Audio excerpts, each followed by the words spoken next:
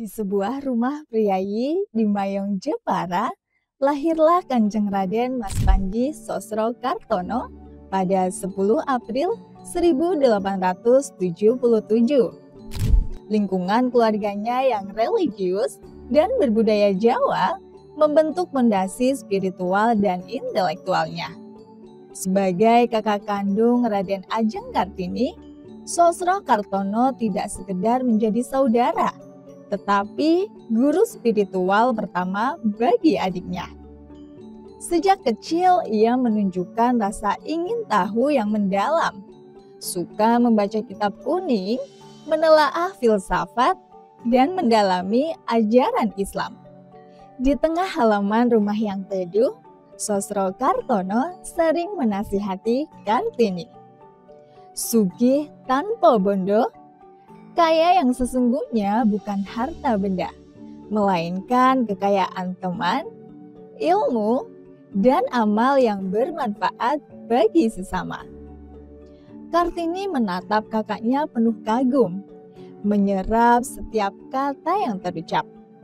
Sosrokartono mengajarkan pentingnya keseimbangan antara ilmu dan tindakan, menekankan bahwa pendidikan tidak cukup hanya untuk kebanggaan diri, melainkan untuk kemanfaatan sosial.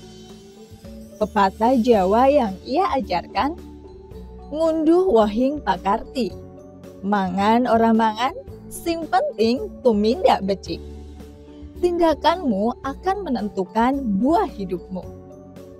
Dalam suasana hangat rumah itu, Kartini dibimbing memahami keadilan, kesetaraan, dan tanggung jawab sosial. Filosofi ini menjadi modal bagi perjuangan Kartini memperjuangkan pendidikan dan hak perempuan.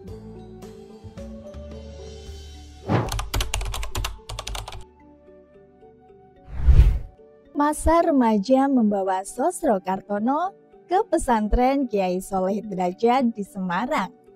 Di sana, ia mendalami thariqah Syatwariyah dan filsafat sufistik.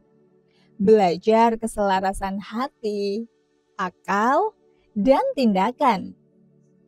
Guru-gurunya menekankan bahwa kekuatan sejati bukan berasal dari senjata atau jabatan, melainkan dari tekad yang kuat dan niat baik.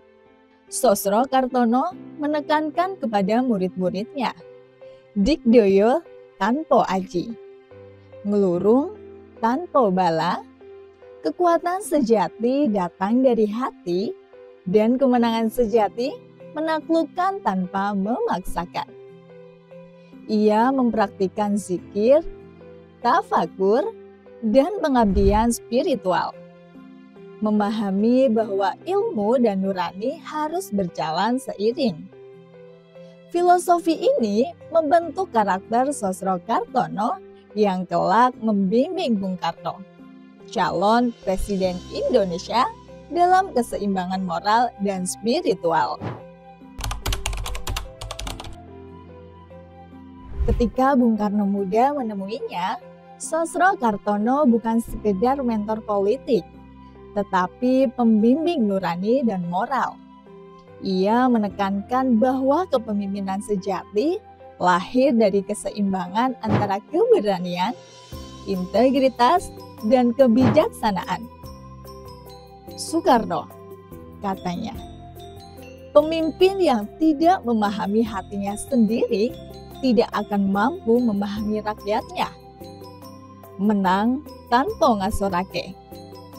Berani melangkah tanpa persiapan itu nekat. Menang tanpa nurani itu sia-sia. Mereka sering belajar hingga larut malam, membahas filsafat, moralitas, dan strategi kepemimpinan. Sosrokartono menekankan filosofi Jawa lainnya. Terima mawi pasrah.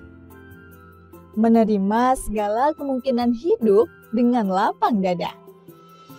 Sepi pamrih, bertindak tanpa mengharapkan imbalan.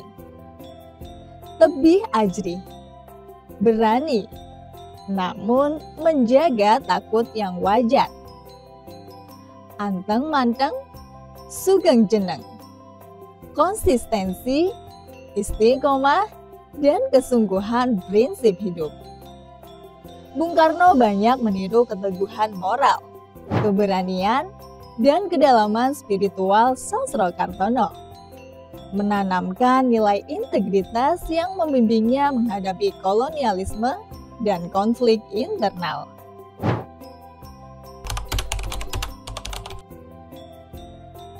Selain peran spiritual dan moral, Sosrokartono dikenal sebagai wartawan yang visioner dan berani.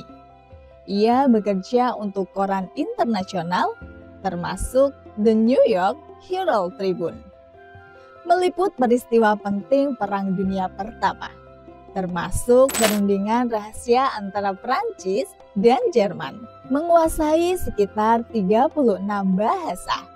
Seorang poliglot yang menjadi kepala penerjemah di Liga Bangsa-Bangsa, membawa perspektif intelektual dan moral ke forum internasional. Sosrokartono menekankan prinsip jurnalistik kantong bolong. Rezeki atau kebenaran yang kau terima harus segera dibagikan. Jangan menahan diri untuk kepentingan pribadi. Tulisan-tulisannya bukan sekedar berita, tetapi refleksi filosofis dan kritik sosial. Kata-katanya mampu mengguncang dunia, menegakkan keadilan, dan membuktikan bahwa kata-kata dapat menjadi senjata moral tanpa harus memaksa atau menindas. Filosofi sugih tanpa bondo, digdoyo tanpa aji, ngelurung tanpa bolo, berlaku juga dalam jurnalisme. Menaklukkan opini dan hati tanpa kekerasan, menegakkan kebenaran tanpa pamrih. Tahun-tahun terakhir hidupnya dihabiskan di Bandung, mendirikan pesantren kecil Darussalam, menulis, mengajar, dan membimbing murid-murid terakhirnya. Sosrokartono menekankan bahwa warisan sejati bukan harta benda, melainkan ilmu, moral, dan teladan hidup. Pepatah dan kata-katanya tetap hidup. Sugih tanpa bondo, kaya akan ilmu, teman, dan amal. Digdoyo tanpa aji, kuat dengan tekad dan niat baik. Ngelurung tanpa bolo, menaklukkan lawan dengan hati bukan senjata. Menang tanpa ngasorake, kemenangan tanpa merendahkan. Terima mawi pasrah, menerima segala takdir dengan ikhlas. Sepi pamrih, bertindak tanpa pamrih. Tebih ajri, berani dan bijaksana. Langgeng tanpa susah, tanpa senang. Tetap senang dalam segala keadaan. Anteng manteng, sugeng jeneng. Konsisten dan berkesinambungan. Kantong bolong, berbagi rezeki dan ilmu. Manusia unggul. Setiap individu memiliki potensi besar di hadapan Tuhan.